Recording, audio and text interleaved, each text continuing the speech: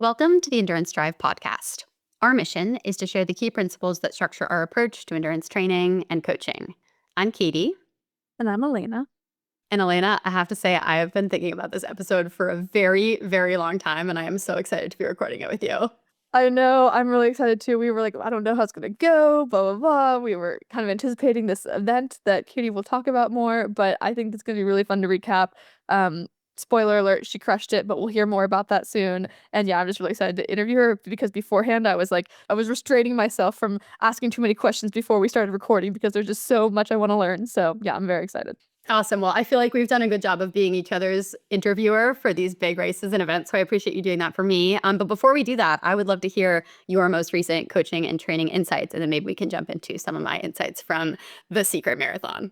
Yes, perfect. Yeah, this will be a good transition because I feel like all your insights are just gonna be like so boom, boom, boom with all of the training and marathon things. But mine are a little scattered, so I'll just go quickly a few different ones.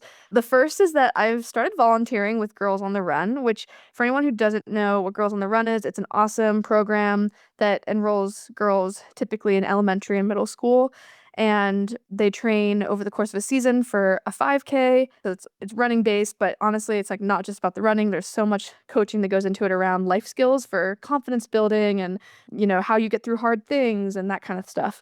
And it's been really, really cool. I'm really enjoying it. And it's like the lessons are just so directly related to what we have talked about so much on the podcast of using endurance skills as life skills and practicing, having a very concrete space to practice some of these skills. And so, yeah, maybe I'll reflect on this more throughout the season, but it's been a really great experience so far. The girls are amazing. It's really cool to see how they cheer on each other, how they practice self-talk to get them through harder exercises. And yeah, it's just been a really cool experience so far.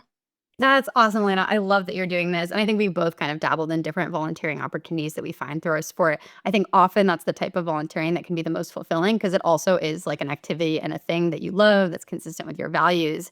I'm curious, is this something other people can get involved with? Like, are there chapters in different cities? How'd you find it?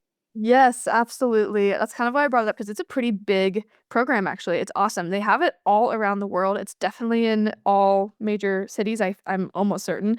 If you look up Girls on the Run, you can probably find the chapter for your local area, and it's really easy to get involved. I basically just did a little bit of volunteer training and then had one day in person for like 3 hours where I got the whole scoop. And then it is a commitment, though. I'm not going to say it's like not a commitment. Like I volunteer twice a week for an hour and a half for practices. And then outside of that, there's a lot of stuff that goes into coordinating with parents and just being on top of some administrative stuff. But it is so rewarding to your point, Katie. And I just love something that's so in line with my values. Like this is exactly what I would have wanted as a girl when I was younger, potentially. And so it's really cool to be able to pass that forward to the next generation. That's fantastic. Well, we're going to drop a link in the show notes for how you can learn a little bit more about Girls on the Run. I love that you're doing this. I'm going to check it out. So yeah, thanks so much for sharing that. Yeah, awesome. Okay, so a little transition then is that just want to reemphasize something that's come up a lot. We've hit on it probably in some capacity in the last like 5 episodes, but just reemphasizing again the challenge of thinking about body weight versus your strength and power. And I just am feeling really good right now. I've gotten into training and probably running about as well as I ever have. I think I haven't raced it, but I'm just like can tell that I feel pretty good. And I weigh like 10 pounds more than I think I've ever weighed in my entire life. And that juxtaposition is something that I know a lot of athletes I've talked to have struggled with themselves as they're feeling good, but also maybe feeling a little uncomfortable in the changing in their body. And it's something that I've experienced, but I'm like kind of through on the other side of that being like, I feel really good. I don't know what this extra weight is, but like, I don't really care because it's making me go faster and making me feel stronger. And I'm happy about that. So just reemphasizing that because it's come up a few times and I'm kind of like, I just want to hit it again because I just talked to 2 people about it this week and feeling good. So just love your strength. Yeah, I love that you shared this too. And I think it's even relevant with me thinking about my race that I just did. I'm pretty sure, I mean, I wouldn't say that I'm super on top of, and maybe it's a good thing to not be super on top of like tracking weight or anything like that. But I do have the sense that I probably am like the peak that I have weighed in my life, maybe. And yet, at one of the best races of my life, a race that I probably wouldn't have written down on paper. I know I can do this and executed. So there's just so many different factors that go into performance and try to avoid putting body weight in a big category that's going to impact that. Because I think at the end of the day, your fitness, your strength, your mindset, all those things matter so much more than this like somewhat arbitrary number that a lot of sort of random things go into. Absolutely. So yeah, just want to hit on that. And then finally, this is more of like a, I don't know, not as much related to running specifically, but it happened yesterday and I was like, I want to reflect on this a little bit because I'm still kind of thinking about all the factors that went into this, but I was working in downtown Salt Lake yesterday and I went to lunch and I walked back and it's like 3 long blocks probably and lots of cars on this busy street, but not many people on the sidewalk at this point. It's pretty dead during the middle of the day. I don't know why. I probably just walked outside the main area.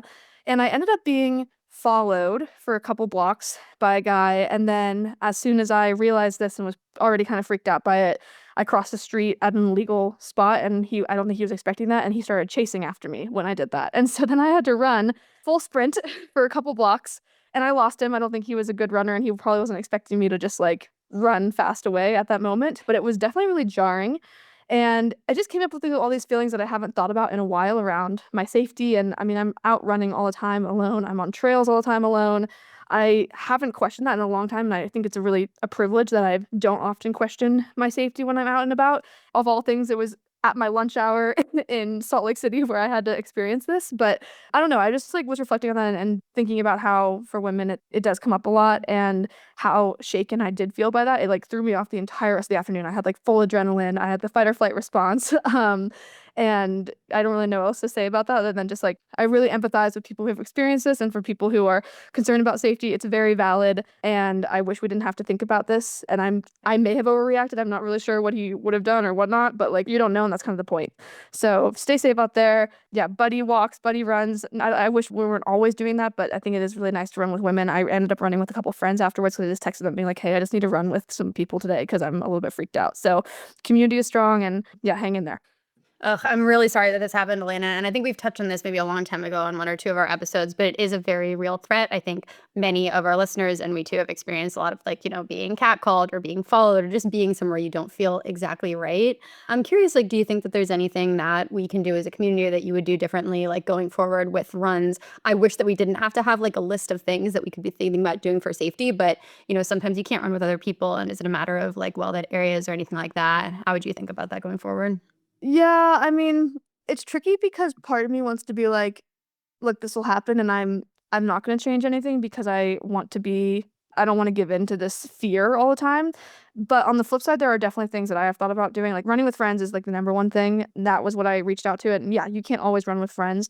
In those other cases, I think just having routes that you know pretty well, if you're running it for the first time alone, that you know where you are. So if you have to, go back or change what you're doing, you very confidently navigate that situation.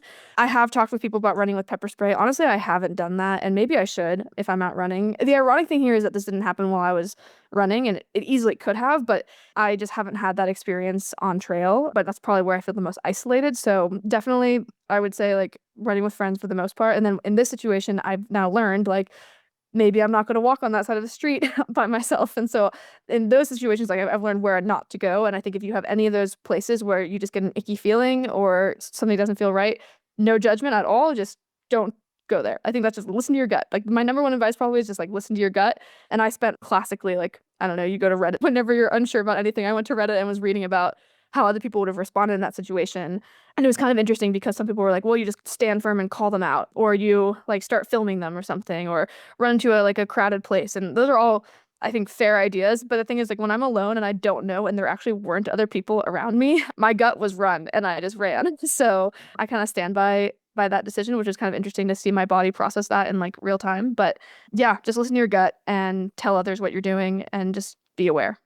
Yeah, and it's sad that this had to come into play, but shout out to the speed work. I'm sure you were really, really fast. I I think know. he was not expecting like, oh, this is actually an elite runner, and I have 0% chance of this risk. I took off. Yeah. It was actually, and the other good thing was that I was on the phone with Will, my husband at the time, anyways, because I was at my lunch. I was talking with him as I was walking back. He's out of town right now.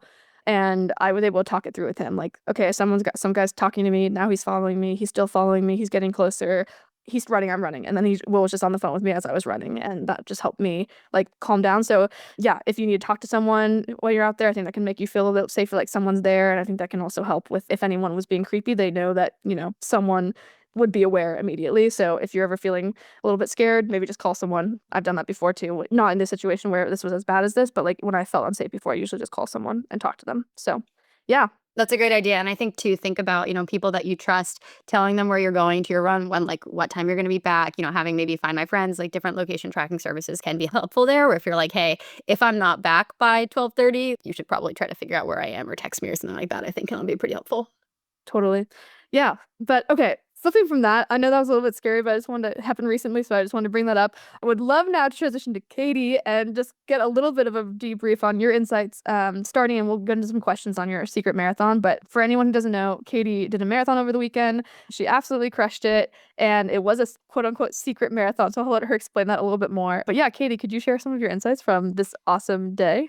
Yeah, well, so I think I'll actually start. I have one insight that's not directly related to the race itself, but I wanted to share. Once again, I have come across a Steve Magnus absolute banger, which I feel like I've shared multiple times on the podcast before. Is like Steve Magnus post something, and I'm like, this resonates with exactly what I'm going through. But he had a post recently all about confidence, and I've been thinking about this a lot in the context of both my own race and a lot of my athletes are kind of getting into race season, and confidence is something that's really, really big going in for performance.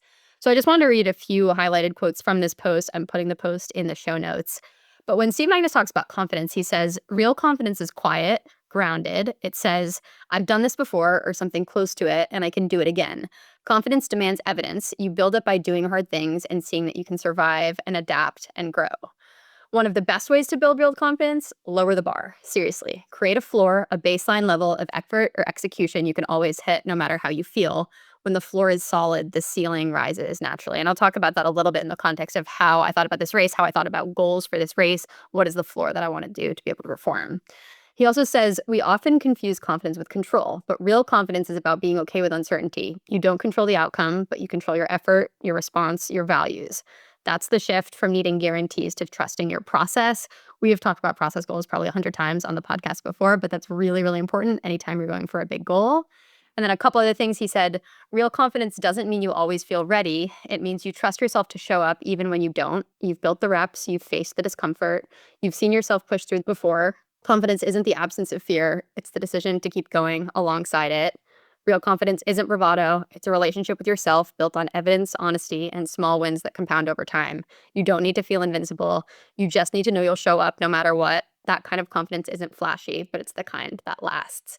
And I think I read this right before the race, maybe not right after, and I was like, okay, this is maybe how I'm feeling. There's elements of this that I want to really, really channel as I go into the race. But I think, it's common for us to confuse confidence with like, I'm going to crush it and a ton of bravado. And at the end of the day, I think it really is thinking about your training, going through the logs and saying, hey, I've actually got this because I've trusted myself to show up in the past and I'm going to do it today. So we'll talk about this later, but that was definitely the energy that I was channeling going into my marathon.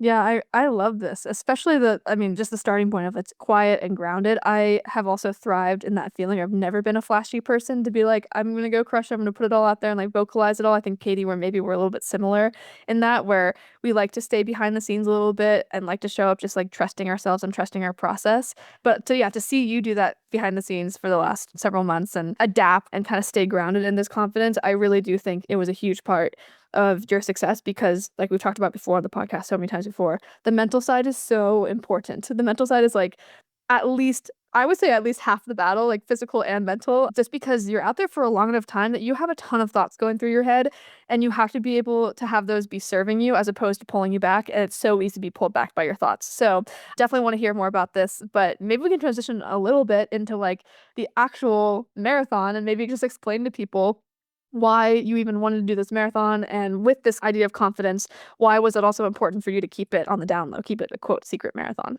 Yeah. Okay. So I think a lot of folks on the podcast maybe know I am signed up for some triathlons this summer. I've talked about those plenty of times in the context of goal mapping. I'm signed up for the White Mountains Triathlon in June, which is a half. And then I'm going to do Sea to Summit again, which is in July, another race that I did last year. But sometime around, I think, November or December, I started getting this idea of, I think I do want to run a marathon, a fast marathon at some point in my life. And what's interesting, a little known fact about me is that I've never actually just run a plain marathon, but I've run 5 in the context of an Ironman, and I've done a trail 50K, and I've done lots of days in the mountains that are longer than 26 miles. So it wasn't really about like, I need to prove myself that I can finish 26 miles, but it was more like, I really just wonder what I could do if I just trained specifically for this. And specifically with that goal, I've always kind of had the dream of running Boston. I think that's a lot of endurance athletes' dreams. And I live 2 blocks away from the finish line for Boston. I've had so much fun spectating. I've coached athletes to the Boston Marathon. So on my sort of lifetime bucket list was the idea of like, all right, I would like to Boston qualify. And as I was kind of thinking about this, I realized in November or December that the way the Boston qualification cycles work meant that I would need to run before September 2025 to be able to run in 2026. So it wasn't really like, oh, I could have my whole triathlon season ride that fitness into the fall and then do a fall marathon, that would actually put me in 2027. And, right now in April of 2025, it's really hard for me to wrap my head around the idea of doing another race in 2027. That's just so far away. So if you're new to the idea of Boston qualification, just know the cycles are a little bit crazy with how you need to make that happen. So I decided, all right, what if I consider doing a race as early as I can in this season with enough time to recover from that race such that I could still have fun at the triathlons that I've planned for in the summer?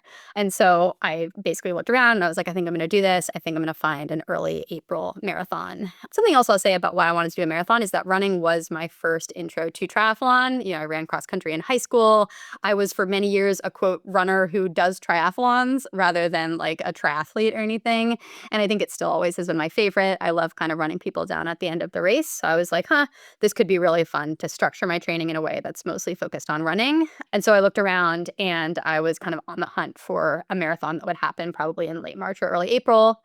A couple things that I was optimizing for in that process were number one, I wanted it to be pretty low key. I was not trying to do a huge, flashy marathon with a lot of people. Number two, I was hoping that I'd have to travel for it. So something that I could just wake up, sleep in my own bed, drive to the starting line. And then three, I wanted a course that was probably pretty easy and pretty flat because that felt like the easiest way for me to get that qualification. And so after a little bit of research, I settled on a marathon called the Cheap Marathon, like CHEAP, literally cheap. And the reason it's called the Cheap Marathon is because I think it's $80 to register. I think it's very no frills in terms of like not a lot of swag, not a lot of fanfare. Maybe they hand you a banana at the end, but it's not like some feast or anything special like that. It was in Derry, New Hampshire, which is southern New Hampshire. So that was going to be 35 minutes from my house, easy to sleep at home. It was on a rail trail, double out and back. So as straightforward as possible, like pretty flat in terms of the course. And overall, it just felt like a really kind of local and low key choice. So I decided, okay, that's going to be my race. We are training for the Derry Marathon. So that was sort of the why behind why I did it.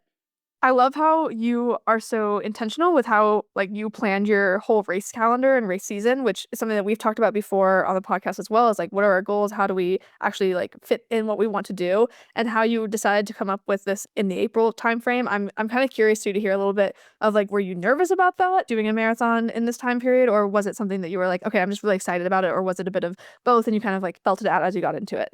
Yeah, I think ultimately I was pretty excited. And one of the reasons I was excited is that I was not really excited about what training would have looked like if I only had like a half in June. It probably would have meant a ton of time on the bike trainer inside trying to build my bike fitness, not really training with a lot of people, a lot more time in the pool. And this almost gave me an excuse to say I am going to deprioritize the swim and the bike and I'm just going to run outside. And at the end of the day, like, yes, the winter in Boston can be brutal, but I still do like to run outside and I knew that I could make it work. So I think I was ultimately pretty excited about it.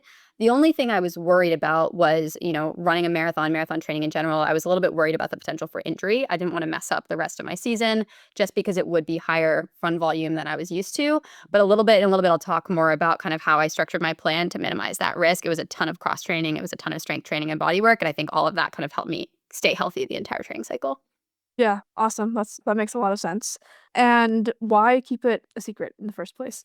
Yeah. Okay. So this is kind of interesting. I will say that really only my coaches, so my run coach, my strength coach, a handful of friends, and Connor, they were the only people that really knew about this race. I decided I wanted to keep things within what I call the performance bubble. So that's the little bubble of people that are there to kind of help you achieve your goals. And there were three reasons why I thought about that. One is that I didn't really want to add any unnecessary external pressure. I've talked about before how, love the podcast, love the attention on the training that we're doing, but sometimes it can create a little bit more of an audience, a little bit more of expectations about what people think you're going to do. So I wanted to kind of downgrade that a little bit. And I've talked about in the past how not talking a lot about my races often gives me the very best performances instead of having all this hype and bravado of like, I'm here, we're going to do this thing, we're going to win it, it's going to be amazing. So that was the first reason.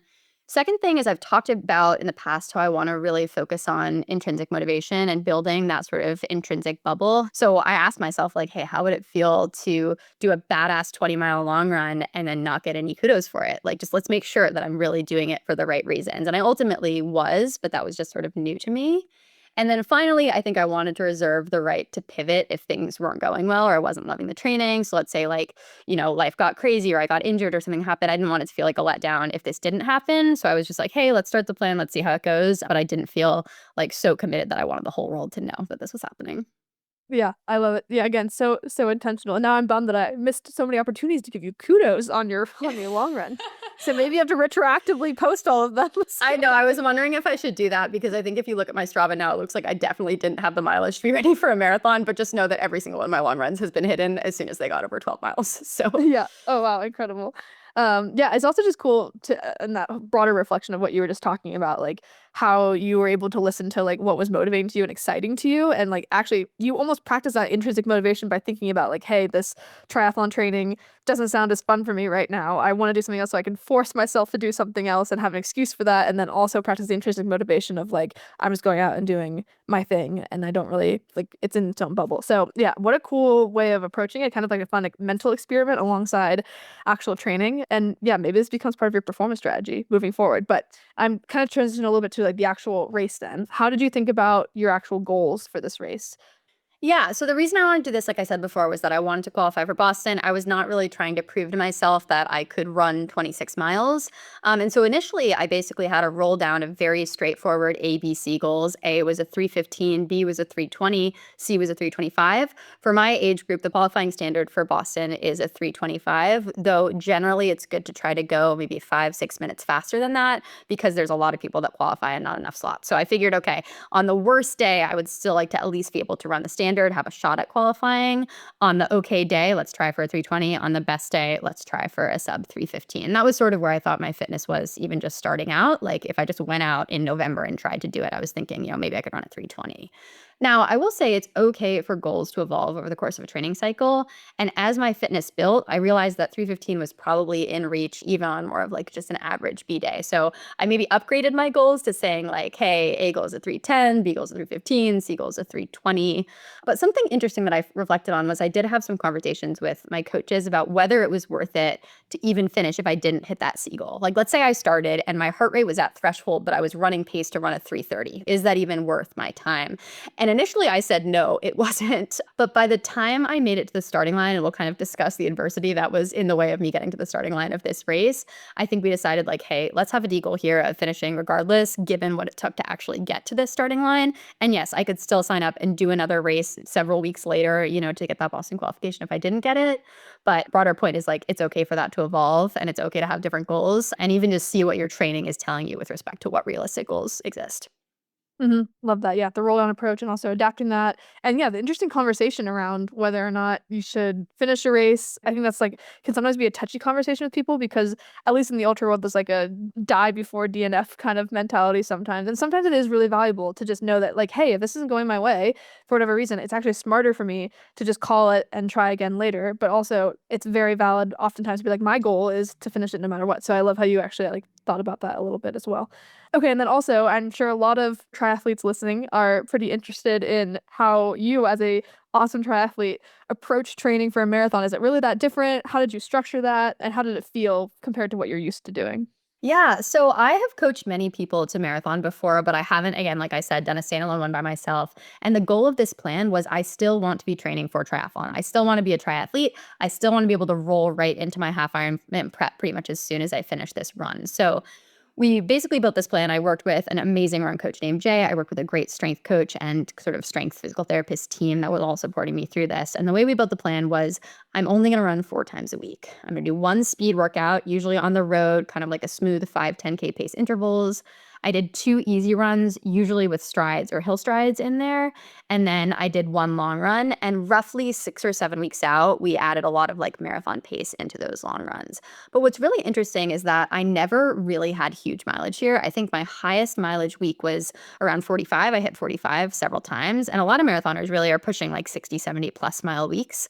But I think the reason I didn't need more mileage was because I was doing a ton of cross training. So I biked 3 times a week, usually 1 to 2 hours of like Z1-2 biking. I was swimming twice a week, which was a great recovery, usually like a 2,500-yard tech swim.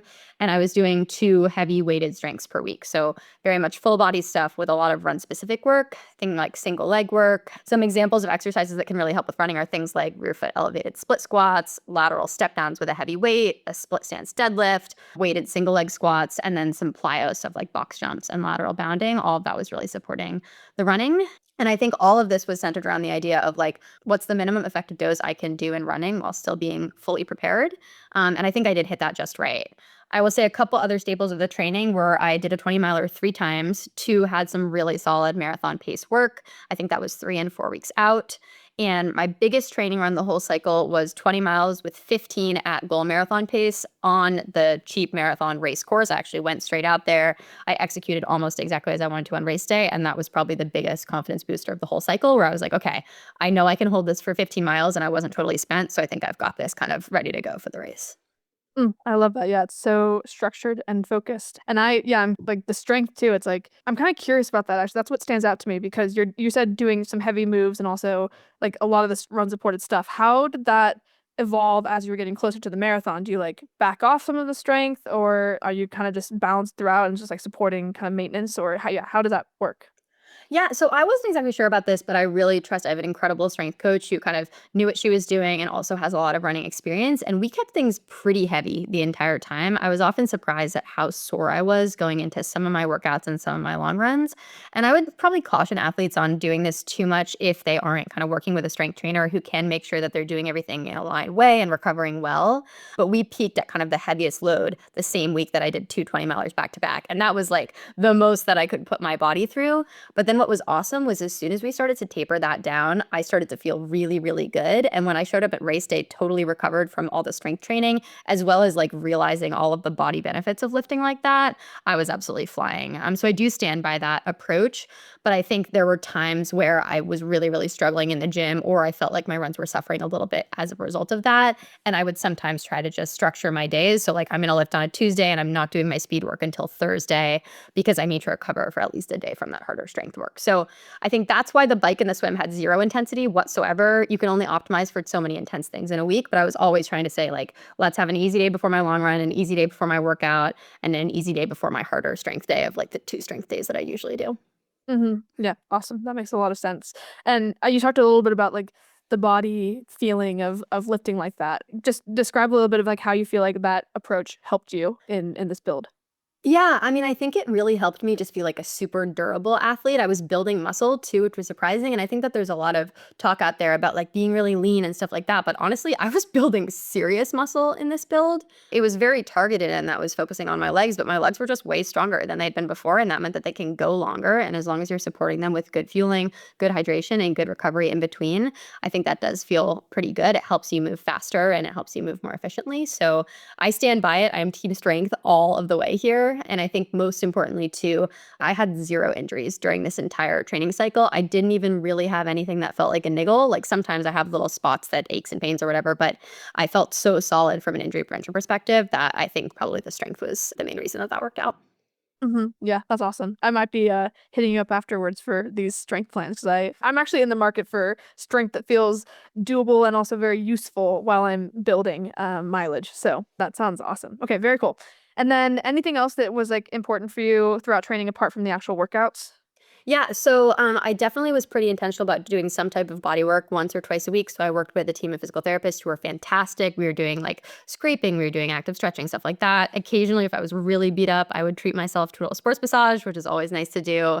Another huge thing that I think really underlies the performance I had in this training cycle was fueling. So in all of my long runs, I was training myself to be super comfortable with taking in 70 grams of carbs per hour. That was usually in the form of just like 2 gels, one SIS beta fuel, one precision hydration gel. That's 70 grams. And I could kind of go forever on that amount of fueling. I was also fueling during workouts. Even if they were only like an hour long, you get such a nice boost from taking a gel during that. I was hydrating well, sometimes hard to do in the winter, but I had a soft flask handheld with electrolytes. I learned how to carry that in a comfortable way. There was some trial and error of figuring out what was going to work best for me. And then a couple of the things that were major staples of training were speed shoes. So I've talked about before the Hoka Rocket X2. I was wearing those for long runs and workouts starting probably 6 to 8 weeks out. I was skeptical before I tried them, and now I am such a believer in speed shoes. I think they really help me go fast.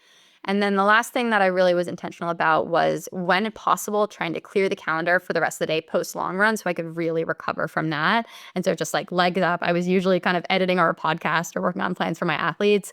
But even if the long run only took 2 hours, I was trying to have a chill day for the entire rest of the day after that so I could eat, hydrate, and then keep my legs up. I love that. Oh, yeah. Also, I'm +1 on the speed shoes. I got a new pair recently. got the Alpha Flies. I haven't had speed shoes in a while actually, and wow, it was fun. It was really fun to go out running with them. There's just They're something so cool fun. about it. So, yeah, a lot of different gear, a lot of different things to do, but it all comes together, so that's pretty cool. Okay, and then finally, this was a little bit different. You said you were still training for triathlon, but you did have more focus on the run and potentially more heavy strength here. I'm just kind of curious how you felt about all that. Like that it was a little bit different than what you do. Was it fun? Did you like that? Are you going to take any of that forward? Yeah, just reflect on how training felt. I loved it, honestly. It was so much fun. And I think the reasons it was really fun were number one, it was actually so much easier from a time perspective compared to Ironman training. So, in a big day for Ironman, like you could be out there for maybe 8 hours between a 6 hour ride, then you transition, you run for an hour, and it turns into your whole life.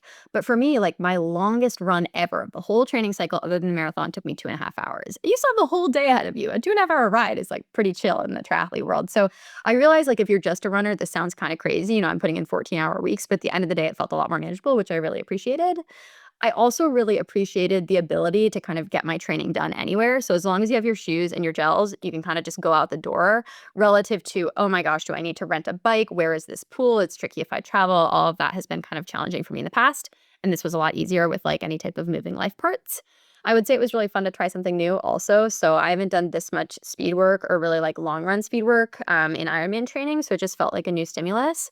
And I was seeing the adaptations from that speed really fast, which felt great, made it fun. That was why I've also really enjoyed strength training because it feels like faster adaptations than like, okay, how much more efficient can I get in zone two? It's like, no, let's build speed. Let's use 10 years of zone two aerobic foundation and actually layer some fast stuff on top of it. And that was super, super fun for me to just like see those changes week after week.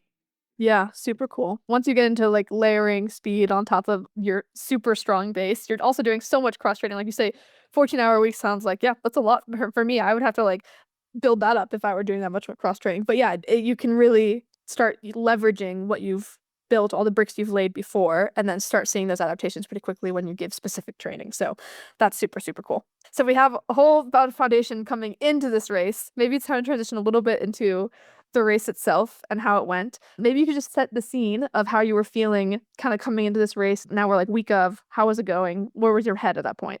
Yeah, so I think maybe a theme of this whole training was that there were a lot of opportunities to build resilience. I would say, particularly just given like the winter in Boston as a baseline, every single run that I did, or at least every single long run, had some kind of weird adversity, much of which was very weather related. So there was wind, there was ice, there was snow. I made a habit of sometimes planning my run routes in the direction of a tailwind. So something I like to do is to Uber out to the end of the Minuteman bike path, which if you run home, it's 16 miles from my house. And I would sometimes get pushed by like a northwest tailwind to get home.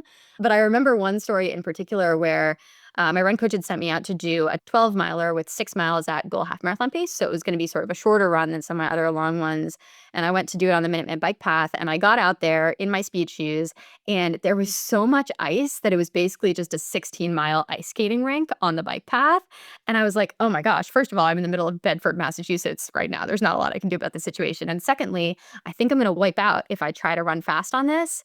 And so I texted him a photo of the path and I'm like, Jake, what do I do? Like, this is not a great situation. He's like, yeah, this might just be a day to call it.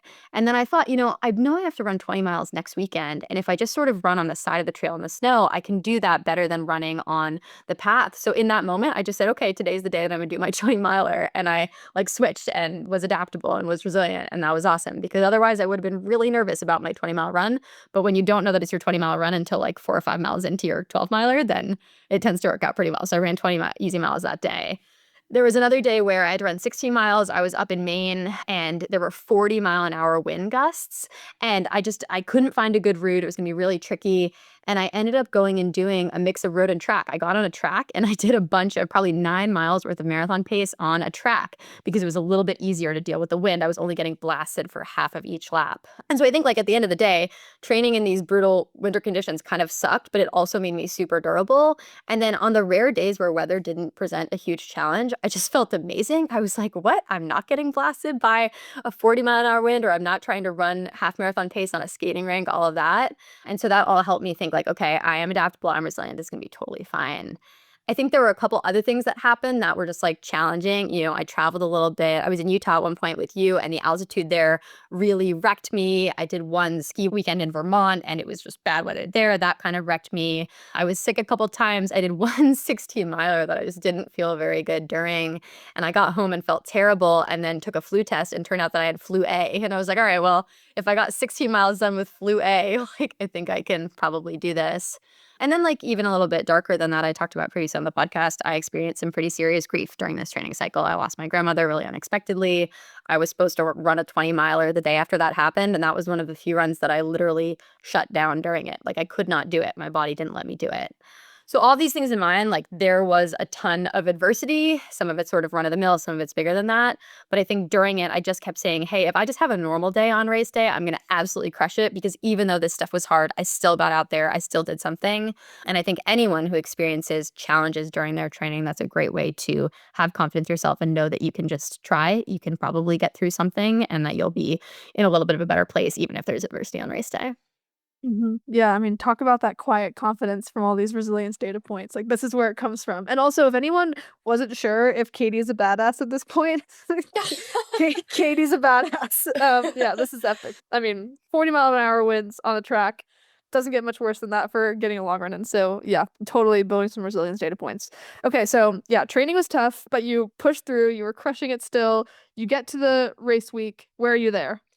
All right. So if you think we're done with adversity and opportunities for resilience, there were two unexpected curveballs that happened during race week that I am excited to share with everyone. So the first one was that starting in mid-February, I had some sort of health stuff coming up that was not related to training at all that I was trying to kind of figure out.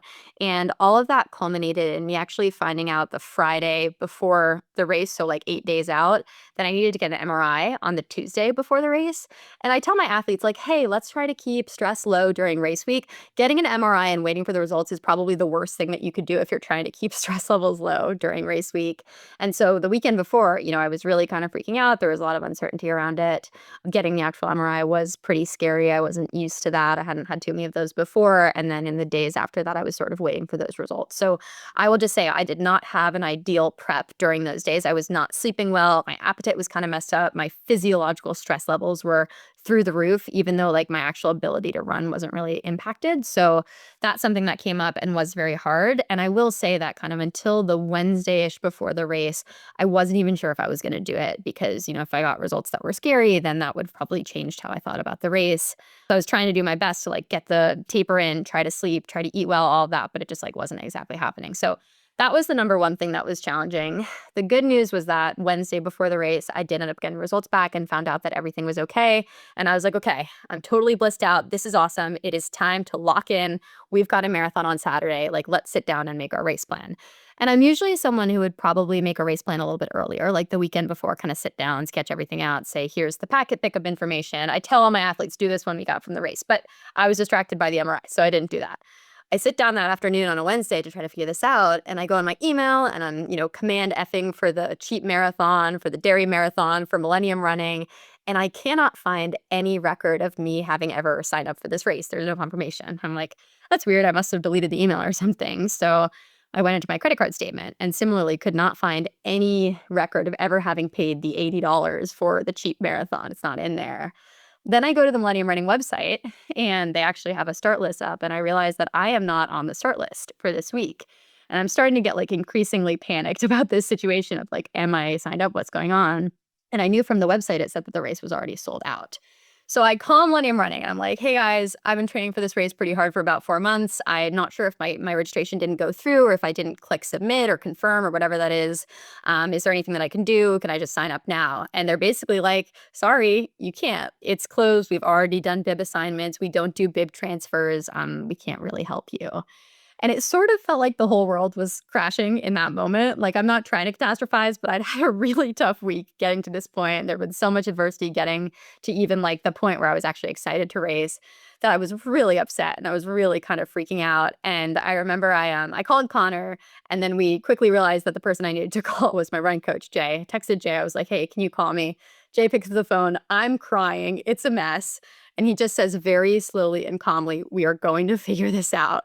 And then from there, we kicked it into gear and started figuring out, are there any other races that I can do on Saturday, April 5th that still have registration open? And the first one that we found was a downhill marathon at altitude in Las Vegas. So that was sort of on the table, not something that I'd really trained for or wanted to do, but it was an option for April 5th. And then we found this other one that popped up in Salisbury, Maryland. So you probably haven't heard of Salisbury, Maryland. It's like 2 hours away from anywhere. It's 2 hours away from Baltimore. It's 3 hours away from Philadelphia. But they had this little local race that was a lot of the criteria that I'd look for in the cheap marathon. So it was flat. I think there were only about 300 to 400 feet of elevation gain in this race. It was local, it was low key, the weather looked okay. And most importantly, registration was open until Friday at 7 p.m. And so in that moment, we said, okay, this is the new plan. We're signing up for this race. Let's register. Let's book flights to Baltimore. Let's book a rental car. Let's book some hotels. Let's get everything sorted. And we're going to pivot and we're going to do this race. So we switched. I signed up for everything. I booked all the travel, and that was done by Wednesday night. And then on Thursday night, I flew to Baltimore and sort of hit play on the rest of the week so I could still show up and race a marathon on the exact same day that I planned to. Wow, so wild. And yeah, I mean, my favorite joke is there was a secret marathon that was so secret that the marathon didn't even know she was doing it. But they figured it out. You're okay. You're in Maryland now. Not what we expected. You haven't been on the course. How did you actually approach that once you were in Maryland? Like, how did you stay positive? How did you kind of roll with the punches there? Yeah, what happened there? Yeah, well, I think this was a really good exercise, and sometimes you just have to control the controllables. And I could not control the fact that I either hadn't signed up for the race, which is totally possible, or I had not clicked submit or whatever that was. But what I could control was, okay, right now I need to do all the logistics to get here, and I need to start recovering. I need to start eating really well. I need to start sleeping really well, and just trying to optimize for everything that still is in my control. And I do think I was doing a pretty good job of being able to do that. I was definitely leaning on my support system. So again, this is a small number of people that actually know everything that's happening right now, but the performance bubble really came through with supporting me here. Connor came with me, which was awesome. Even though he had to work, he's working from an airport hotel in Baltimore for the whole day on Friday, but he kind of showed up, didn't even blink, and was there. And I think honestly, one of the best coping mechanisms for all this was a lot of humor. Like between sort of crying about the situation, I was also laughing really hard at how insane this whole situation was that I probably forgot to register. Like I've sort of been saying like, well, maybe I didn't click submit. I think I actually just forgot to register for this thing. So anyway, and then something else that was pretty funny that happened was my strength coach sent me this like, what if you fail, what if you fly meme. And I edited it to just say, what if you fail to register for the marathon you signed up for? And what if you fly to Baltimore instead? So the whole time I'm like, okay, like let's just laugh about this. But in that context, I would say by the time I got everything figured out and actually made it to Maryland, I did get this sense of quiet confidence of like, okay, I think I have this. Like, I think this is in control. And I will say that for me, that's usually a sign that I'm going to have a good race. If I get this point of like, no, I actually think that I'm ready, it was more a matter of just not knowing if I was going to get to that point because of the life stuff. But once I did, everything sort of started to fall into place. And most of the adversity by that point was totally figured out. Yeah, absolutely. It's like you once again practiced another resilience data point. You got through it. I love that you're laughing at it. It was pretty funny. Little do people know that one of our podcast episodes was recorded from Baltimore, Maryland. Um, but she got there and then yeah, you were able to like kind of have that quiet confidence going into it, which I think is super, super cool. Okay, so that brings us to race day. Just tell us about the race. How did it unfold? Yeah, so it's funny. I mean, I feel like the story of getting to the starting line is so much more interesting than the story of the race itself. I will share my takeaways from it.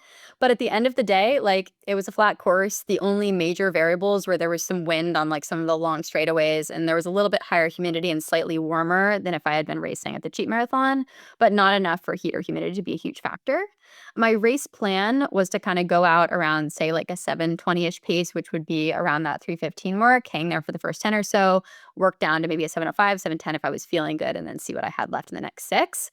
I will say, though, that, I mean, maybe this has been your experience, Elena, it's really hard to hold back in the first mile because everyone's just going and you're so excited. And in this race, there was a half marathon that started the exact same time as the marathon. So a lot of people are just kind of like gunning for their half marathon in the beginning. So I ended up running that first mile at like a 7:08 pace, which was definitely faster than I wanted to. But I also knew that I could physiologically kind of trust my heart rate. And I used heart rate a lot in this race, where I knew that as long as I was in sort of that tempo zone, for me, that might be low 160s heart rate, I knew that I could be there for a long time. Physiologically, that was not above my lactate threshold. And that gave me a lot of confidence to say, okay, let's just see where the pace falls if we stay at this heart rate for at least the first 13 miles. in the next 13 miles, we might be able to kind of get that a little bit higher, high 160s or so. And then let's just like see if we can hold on for the last 6. And that's actually kind of miraculously what happened for the race. I basically held the same pace for the first half, picked it up a teeny bit, and heart rate came up a teeny bit, kind of in like the 13 to 20 range, and then held on for the last 6 and was able to finish pretty strong. And I did have moments that felt hard.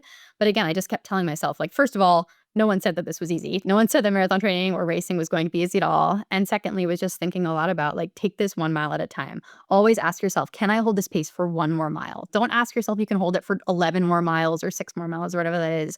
But usually the answer is yes. Or can you go a little bit harder? Usually the answer is yes. So all of those things were kind of circling through my mind during the race. Something else that was interesting about this race, it was so small that there were like no spectators. So it was really quiet. And there were a lot of times where I was actually just running by myself. But I made a special race playlist that I put on, and it was just all of my favorite inspiring pump up songs. And it seemed like they were sort of ordered on shuffle in a way that like I really needed them. The song that Connor had added started playing at mile 25 and a half. And I was like, all right, this is exactly what we needed here. But that was a nice distraction. And I think that's very different from what I would experience if I were to like run Boston or something with all the other people. But I just needed to kind of distract myself in that moment. And yeah, I was super intentional about fueling and hydration. I was nailing the gels. I will say something else that was interesting was that anytime I felt like my energy was dipping or I started to feel bad, if I just took a gel, especially an SIS beta fuel, I immediately felt better for like a mile and a half. So that's my biggest advice to listeners is if you are feeling bad in a race, in a workout, first try taking a gel. And then maybe that solves the problem, maybe it doesn't. But I think sometimes your brain just needs carbs and then it can really make a huge difference.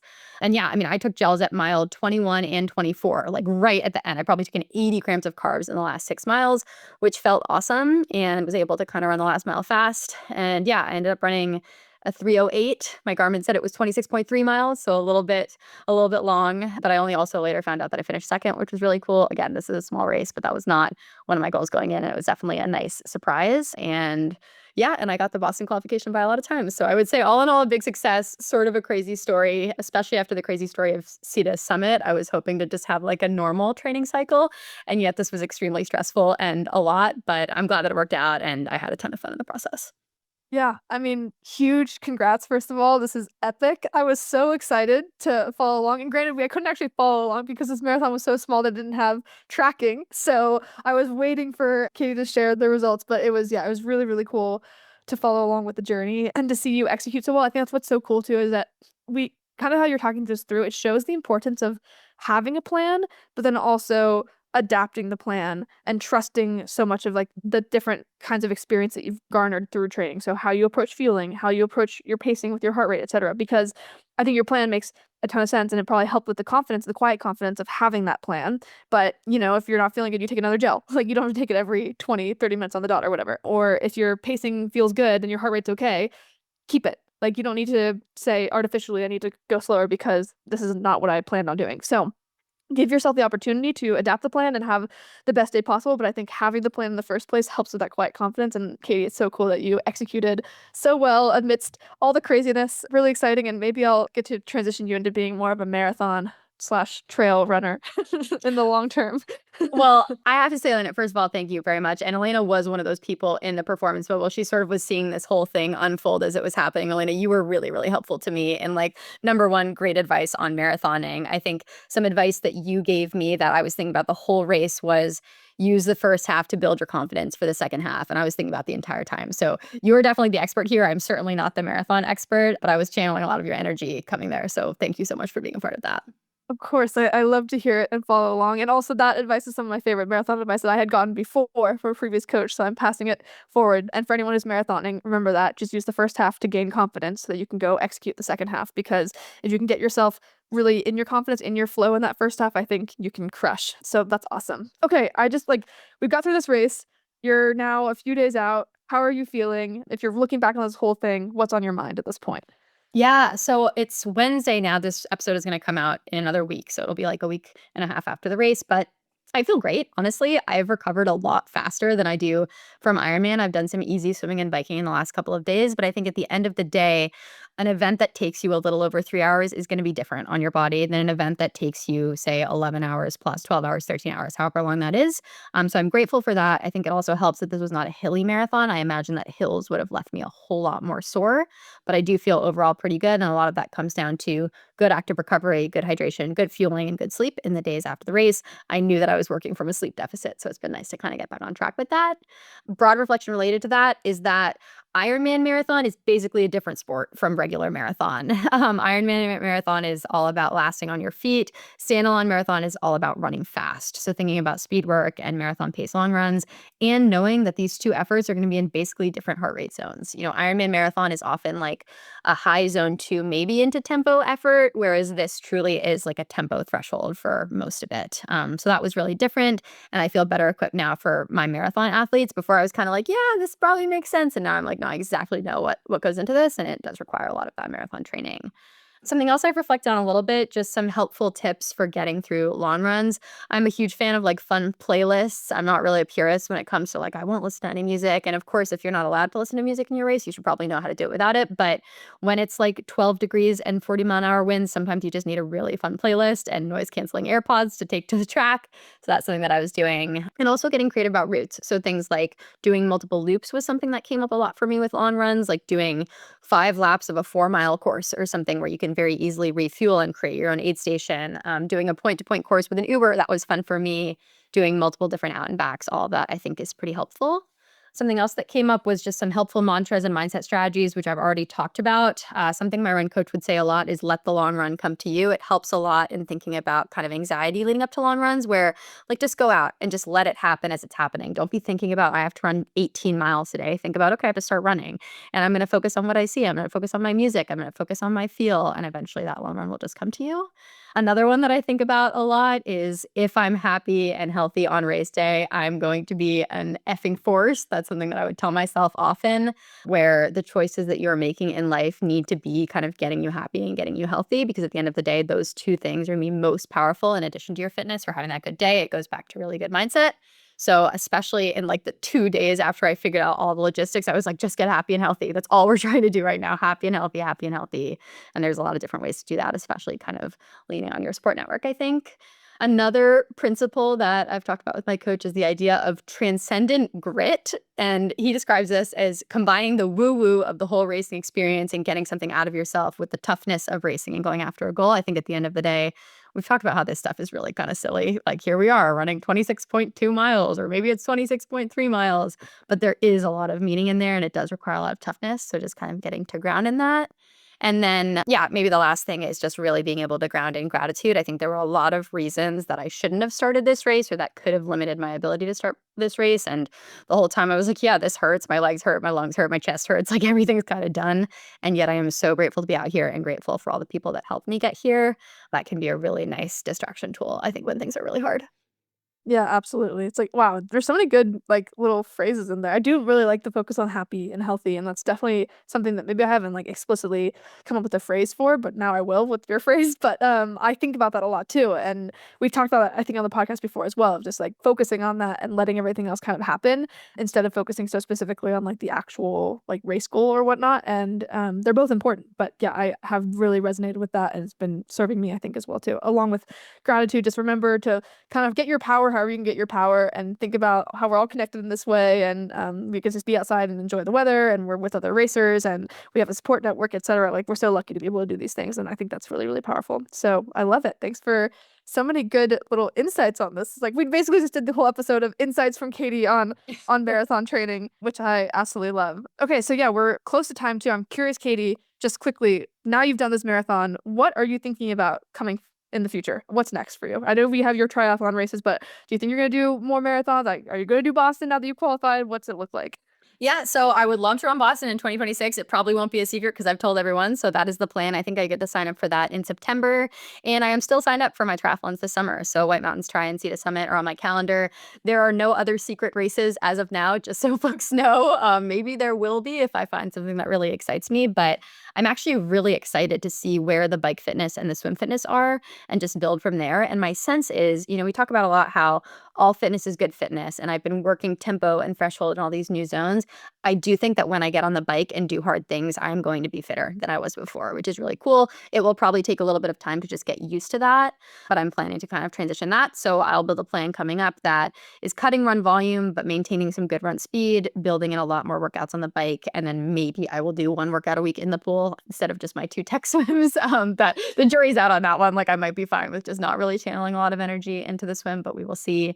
But before I do that, definitely at least another week of solid recovery. I'm glad that everything's trending super well, but I don't want to push it getting back into things because I'm sure that my body is going through some type of repair from the whole season, as well as some big nervous system stimuli kind of in the weeks leading up to it. So that's the plan for now. And yeah, I'm excited to see what happens next. Yeah, I love it. We'll be checking in the future to hear, yeah, how you're feeling about bike and swim fitness and approaching transition into triathlon season, but definitely some solid recovery. You deserve it. So cool. So congrats again.